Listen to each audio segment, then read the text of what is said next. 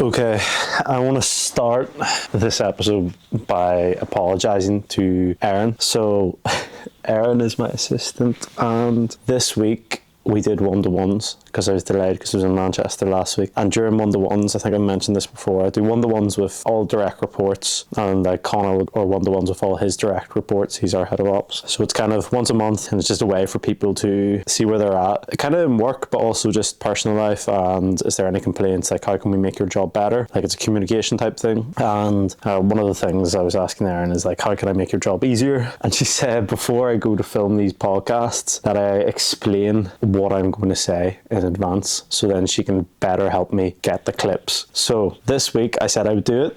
We've been talking about it for a couple of weeks. I said I would do it this week, and I haven't done it this week, so that is my bad. I need to put it in my calendar, and that's another thing I need to fix. I need to have scheduled time to think about what I'm going to say, because normally I just freewheel this. I like think about 15 minutes beforehand, and really I need to write down what I'm going to say so that I can provide the most value in these videos, and then there's not rambling on like sometimes they can be. So sorry, Erin, for that. But one-to-ones done this week, and they're a great way to kind of catch up with everybody. One thing I noticed is that I was neglecting the creatives a wee bit, and this is just because we've built out a whole growth team, and so the creatives, which I'm now overseeing, have got neglected a little bit. So this week when I was speaking to them, they all had a wee bit of a grumble, which is good. I think each one of them I spoke to for maybe 30 minutes, and they're only meant to be like 10-minute meetings. So there was a lot of things that got raised to me, and one of the key ones that I think I'm going to fix, I'm just figuring it out right now, is that our two video creative strategists, they spend 1 day a week editing. Now, 1 day a week for them, I think when you add it up, it is maybe like £1,000 a month is what that costs us, maybe slightly more, is them editing 1 day a week. And they think, well, I know it's the least enjoyable part of their job. And so they were saying, why don't we hire an editor? And we could outsource that to somewhere like the Philippines or somewhere like Latin America. So we're looking at maybe that. Now, my one thing is, well, I have a few things with this, is that creatives naturally don't like passing stuff off. So they've suggested this, but then when it comes to it, I think that they might be, oh, the edits are never good, and they might pass on blame. So it's key to get a really good editor, but then it's also key to coach them into being able to pass stuff on to them. But we're weighing that up, we're debating it. There's a few things to go into that. So because we're making ads in English and Spanish, we need their editor to be fluent in both, which is a challenge, as well as being really good at editing. And then we need to build out like a whole hiring process. Now, that's not too hard. We hire constantly, so we're getting pretty good at that now. But hiring remote talent is slightly harder because you just get mass applications and you have to filter through them slowly. And often it takes a lot of time to weed through, because we put in so many steps to weed through, people drop off. And so you may have like 200 applications, but then you only have 10 people actually do the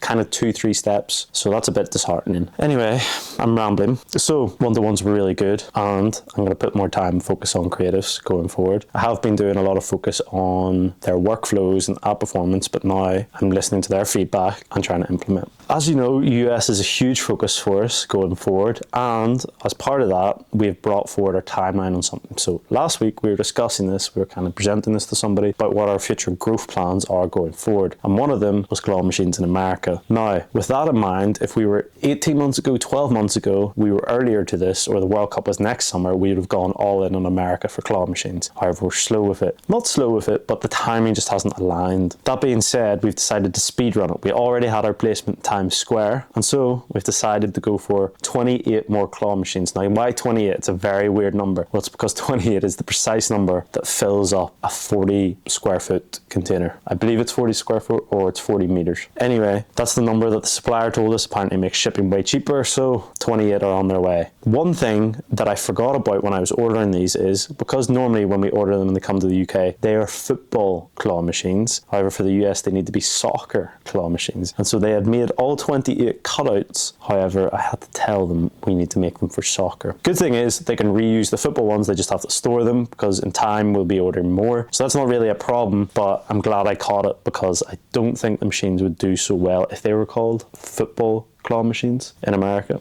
That was just a quick one. Talking on supply in China, we have got in some meeting pods this week. So as we've grown, our head count is now at 13. In office, I believe we're at 10. Because it's a 4,000 square foot office, completely open plan. Now you can see behind me, I have Kallax shelving, but it doesn't go up to the ceilings. We have 1 meter of height beyond it, so noise travels the whole way. And the problem is, as we continue to grow, especially with salespeople on board and with our growth team, they're constantly taking calls from outside, especially our creatives as well, because they're talking to creators. So people taking calls all over the place. And because we've got one room, the boardroom, the meeting room, the change room, we haven't decided the name on that. What I found during this week was we had 4 people all having a call at the same time, but we only had one room. We have a few places around the office you can kind of sit, but they're not specific rooms, and so there's so much background noise. So I anticipated this thing coming about 2-3 months ago, and I told Aaron, go find us some meeting pods. And because I'd seen them when I've been in co-working spaces in America and in South America and Central America, and I also saw them in Gymshark when I was over, although we ordered them before that. So we ordered them. We looked at them first of all from here in the UK, and when I say here in the UK, they are made in China and they're just shipped here and sold by someone else. They were about $2,000, I think, per one, and we decided just to go straight to China, ordered off Alibaba, 2 machines. They arrived 1.2 thousand, I want to say dollars, but it could be Great British pounds. Anyway, it was a massive saving. Now, the one thing you don't get for the saving is the real cost, because it takes time for our guys to build them. As we learnt, it took 2 guys a day and a half to build them. However, they're fully built. Maybe we can pop up an image, and they are wonderful looking. And the thing is, I think it's just like a cool thing. Like, we've got this far now that we have people constantly on calls, that we have to invest in this stuff. We have to invest in the infrastructure, and infrastructure projects keep rolling forward. We just paid a huge invoice to reshape what the warehouse is looking like. It's just under £10,000 we have paid for racking that will go in. It might even be more. So I think by the time we have built everything, and these infrastructure projects will last us probably for the next 2-3 years, we maybe have invested 20 grand into just upgrading this building, which is mad to say, because the lease for the building is round about that a year. A final thing I want to touch on, there's been plenty going on with like website and stuff like that, but I've been talking about website and ad creatives the last 2 weeks, and so this is more like a people episode. The last one I want to touch on is hiring. So we've had roles up for Google, and we have had roles up for content creator. Now, I touched on them a bit before, that we had a lot of applications, but we hadn't really found the one. Well, for content creation, we have found the one. So Sam Madden, who has over 50,000 followers on TikTok and Instagram, I believe, is going to be joining us. Now, that was a bit of a different one. Normally, when we've like looking at hiring, we go and either hire ourselves or we hire a head hunter/recruiter. We normally partner with Hypergrowth Recruitment, and they are pretty good at what they do, to be fair. Now, we had a bit of a miscommunication probably a couple of months back, and for a lot of the graduate roles, you don't really need them. For like middle tier to hard to find roles like this content creation, I feel like you do need them. However, we tried to run it ourselves, and we weren't really successful in applications coming in. We had a lot of people apply, and some good people, don't get me wrong, some good people, just not the right people for our job. However, when I was searching around myself, I came across this one content creator from Northern Ireland, Sam. I just shot him a message on Instagram and I said, listen, I've got this opportunity, you may be interested in it. And so it's kind of that proactive thinking. Obviously, I had a very clearly defined image of who I wanted in my head, and Sam fits within that. Then it was the conversations around what does he want, what do we want. I thought for a second there wasn't like alignment there, but then after a few more conversations there was. And so Sam is joining us, which I'm really excited about, and we're still setting up the process where we're getting mentored by someone who is huge on social media, which is really cool. And so hopefully he can just boost Sam and give him a lot of ideas. Sam's probably got tons of his own, and we can build this really killer organic content that will feed into our ads, that will feed into everything else we're really good at. Because I believe we're really good at ads, we're really good at website, we're really good at emails, we're really good at kind of ideas, we're really good at offer. Organic marketing we're not really good at, and guerrilla marketing we're maybe not good at. Google ads and SEO we're not good at. So we're addressing those slowly but surely, and then we'll have the killer team who takes on the world. But yeah, he starts not this week, not next week, but the week after. That's really exciting. It's a quick turnaround. I actually got one of his videos last night when I was scrolling in bed, and it was fire. So I'm really excited for that. He has a lot of life experience, which I think will be good for the team. It also means I'm no longer the best football player in the office. It means I'm the second best, which is a shot to the heart, but I can take it if it helps the company grow and it helps everyone here grow. So yeah, it was a quick one. We recap of everything that's going on. Thanks for watching as always, and I'll speak again next week.